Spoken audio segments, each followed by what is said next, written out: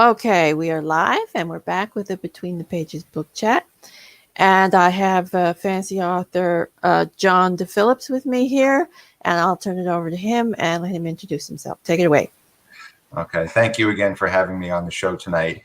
My name is John DeFilippis. I am the author of The Quest of the 13, which is published by Crossroad Press. It's the first novel in a series of novels, which I call the Medallion of Mavinor. It's one of 4 books. And again, published by Crossroad Press through Dave Wilson. Came out actually several years ago. 2012, I believe, is when it was published. And then the other books came out shortly thereafter, pretty much one per year. And so they've been out now for several years. And, I've just been working on promoting them. And, they did sell well initially on Amazon. And, I'm just, again, trying to get the word out about them, that these books are out there, and hoping, to draw some interest. Okay, so can you give us a quick overview of the book and the series? Sure. So it's a high fantasy book, a high fantasy series. I'm very influenced by The Lord of the Rings in my writing. I grew up watching the Lord of the Rings cartoon, the Hobbit cartoon, which came out in the 70s. That's when I grew up. And I got into reading Tolkien, and he was a huge influence on my work. So basically, it's, along those lines, same kind of story, but with a very strong Christian theme. I have a strong Christian background. I was raised Catholic. I studied theology formally. And I have strong Christian themes throughout my writing in these books. The characters themselves are based on Christ and the apostles. The creatures all have a biblical basis. There are biblical themes throughout the story. And, so it's really drawn more towards not just a fantasy audience, but also a Christian audience as well. Interesting. So was it difficult to meld the fantasy aspects and the Christian aspects, or did it come naturally? It came naturally for me. It actually came naturally. I mean, it's funny, a lot of people don't realize this, but The Lord of the Rings, J.R.R. Tolkien was a devout Catholic. And he even said after he wrote the books, he said, Lord of the Rings is fundamentally a Catholic work. Unconsciously so at first, but consciously so in the revision. And, when I wrote my books, I had a different approach in that my books are consciously Christian, but, they were going to be consciously so right from the very, very beginning. And I just found that it blended very well. I mean, I saw how Tolkien was able to do it, in The Lord of the Rings. And, I felt that it translated very well, the Christian themes along with that of epic fantasy. Yeah, so when I took a look at the book on Amazon, it seemed as if it was a bit of a quest book, if you will, with 13 characters, if I'm correct? 13 characters, and again, those characters are basically based on Christ and the 12 apostles. Yeah, so could you give us a quick peek at some of the characters? Sure. So the characters are basically, these are 13 men who are assembled for a great quest. There's the king of the kingdom. He's sick, he's old, he's dying, and he's looking for an heir. He's childless, and they have a revelation in the scrolls. They're trying to piece together these scrolls that were lost, and then they have a breakthrough. And in the breakthrough, it says that he has to assemble 13 men to go on this quest. And he basically, he ponders this, he reflects on it, and thinks about who would be best, and he assembles these 13 men. And they all have varied skills, varied abilities, varied ages. Some of them are obvious choices, strong warriors, but others maybe not so obvious. Younger men who don't have that much experience. And the least, one that you would expect is a fisherman, a local fisherman who is chosen for the quest and winds up surprising a lot of people. So you said you had Christian themes in the book. Are there any other themes that go into the book as well?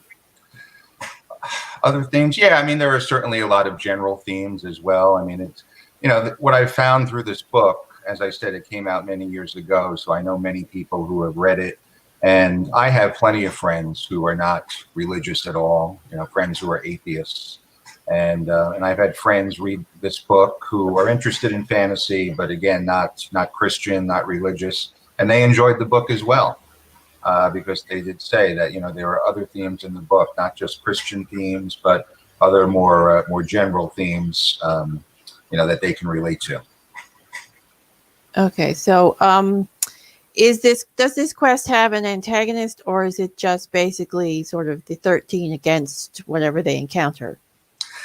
So it's mainly the 13 against whatever they encounter. However, you had asked me before about the 13 characters. There is one character there who is mainly out for himself and mainly out for glory.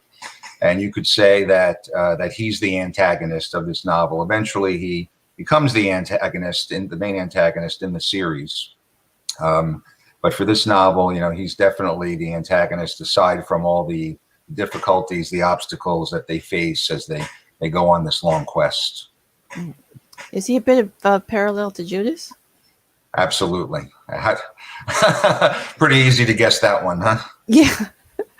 but still, it makes for an interesting turnaround in the book for the character as well. So are there any other characters that have like flaws or foibles to their character? They all have flaws. I joke to this day that I call the 12 apostles the dirty dozen. Oh, that sounds like an interesting mashup. All right.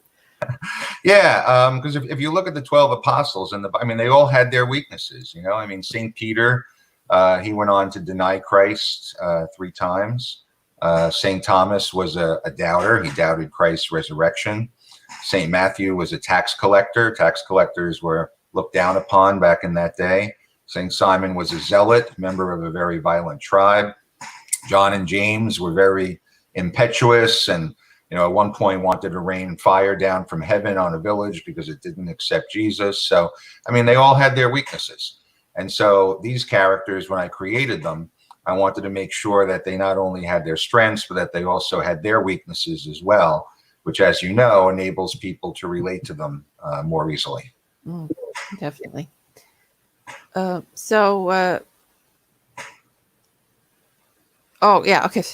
Lost my train of thought there for a minute. It's been a long day. Okay. Yeah. So we'll go to your world. Is it based on like a Tolkien medieval fantasy, or is there other influences in the world setting? It's based more on a Tolkien medieval, fantasy type of setting. But I tried to use the Bible when I put this world together and created certain components, aspects of the world. I took it not just from Tolkien and his style of writing, but also from the Bible itself and the Middle East and certain locations there that people will recognize should they read the book. So it's taken from a little bit of both. Interesting. Okay, so what was the hardest scene for you to write in the book or the series? The hardest theme? Scene. The hardest scene. Wow. Well, I don't want to give too much away, but there is one thing in particular that I struggled with. It's essentially when they're returning from the quest, they hit this major obstacle. And, I had purposely created this obstacle on the way north. They leave the kingdom, they have to go north, and then they have to, of course, return to the kingdom after they find what they're looking for. And when they came back to face that obstacle that I had set up to begin with, I realized, wow, I didn't really think this all the way through. And I saw that the resolution that I thought I had in mind was not exactly going to work. And it took me a little while. I hit a stumbling block, and probably took me a good week or two before I finally figured out how I was going to get around it. So that was definitely the toughest scene in the book. Okay, so what's your favorite scene in the book that you wrote? My favorite really is the end of the book, because I feel that with the Quest of the 13, I like to wrap things up nice and neat. I know a lot of authors like to leave, things open, at the end of the book. I like to wrap up everything, wrap up all the loose ends. And I feel like I tied everything up nicely at the end of this book. Even though it's the first in a series, it's of course a story, you know, in and of itself. And just the way it concluded, the way it came together, I feel like, you know, it worked. You know, it absolutely worked. And when I finished that last line, I looked at it and I said, wow, you know, this came together just the way I wanted it to. And so that last scene, the last couple of scenes were what I enjoyed most. Well, that's always satisfying when things come together. So, can you tell us a few things that your characters are afraid of? Characters are afraid of. Definitely failure. Afraid of failure. And it's funny because I've always been the type of person who was motivated by fear of failure from the time I was young. So I feel like I projected that somewhat into my characters, you know. So definitely, you know, fear of failure on the quest. Fear of death, obviously. You know, on this quest, there are just so many ways that these characters can meet their end. So I think certainly fear of death is there as well. But also a fear of God. You know, these are men of faith for the most part, you know, except for the one who's out there for himself. The rest are pretty much men of faith. And, you know, they do have that fear of God in them, which also motivates them in their daily actions. Okay, so obviously the book has a group dynamic. Was that difficult to write, or did you find playing the characters off one another was easy? You know, it's interesting because I thought it was going to be difficult. I really thought it was going to be difficult to create that group dynamic initially. And it just, I'll tell you, it just really came together. It came together really well. You know, it's funny because my style of writing is I'm more of an architect than a gardener. You probably heard George R. Martin, you know, set up these categories. Some authors are architects, others are gardeners. You know, in his case, he said, I'm a gardener. I plant my seed, I water it, I watch it grow. You know, that's my approach to writing a book. But an architect, you know, has to create all their diagrams and have every room, you know, plotted out before they even nail the first nail with a hammer. And that's how I am. You know, I planned everything out. I had outlines upon outlines going into these books. And yet, you know, when you get to writing them, you realize how at some point the story takes on a life of its own and goes in directions that you didn't expect. And at that point, you go with it. And so in creating this group and the group dynamic, it surprised me. You know, they went in ways, you know, that I didn't expect them to. But it all worked out for the best. Okay, so do you have any quirky characters in the book or secondary characters that steal the scenes? In this book, maybe not so much, but as the series goes on, absolutely. You know, there are some of those characters, and I know, you know, for some of my friends who have read the series, those types of characters that you just mentioned are their favorite types of characters. And I grew to like those characters as well. So they don't appear too much in this book, in this first one, but in the other 3 sequels, those characters do appear and they do develop and flourish. And they were some of my favorite ones to write. Do you have a favorite character? I do. I feel like, well, you know, it's hard to not have the hero of the saga as my favorite character because I'm drawn to the heroes. I like writing the good guys. I know there are several authors who like writing the villains and yeah, me. You know, you okay. Yeah. Creating the bad guys, you know, and that's all well and good. Maybe because I was always a bit of a goody two-shoes in school, I prefer writing the good guys. And I really enjoyed writing the hero of this saga because he starts out in this book, he's one of the younger characters, you know, a little impetuous and has a lot to learn, but he grows. He grows throughout this story. He grows throughout the whole series of novels. And he grows into the hero that you know he's destined to be. And I really enjoyed creating him and developing him in that way and overcoming his fears, his weaknesses to get to that point where he could essentially be the one who saves the kingdom and saves the world. Okay, so is there a character you'd like to hang out with in real life if you could? I like to hang out with all of them. Go on your own quest, eh? Yeah, sure. Why not? Why not? Now, are you talking about a character specifically in my book or any character? Well, actually, why not any character in any book? Is there anyone? Um, hmm. Yeah, I would say, let me think about that. When I was growing up, I enjoyed The Catcher in the Rye, and that was one of my favorite coming of age books. And I like the character Holden Caulfield, in The Catcher in the Rye, created by J.D. Salinger. So that's someone who automatically comes to mind. I'm not going to name just a character from The Lord of the Rings. Obviously, The Lord of the Rings is a big influence on me. But if I was to go outside of that, Holden Caulfield is one character who definitely comes to mind. Okay, so do you have any upcoming projects? I don't right now.